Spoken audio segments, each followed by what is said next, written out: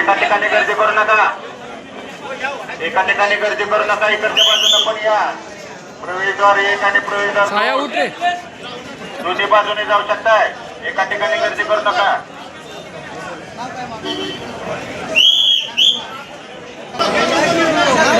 सभासदांनी आपले ठराव आपल्या हातामध्ये ठेवायचे आहेत.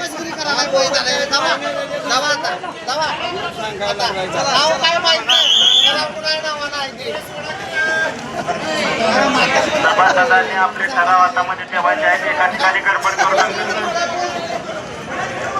हे 2 नंबरच्या गेटला पण जाऊन दे. सर्वांनी आपले ठराव जे आहे ते हातामध्ये ठेवा.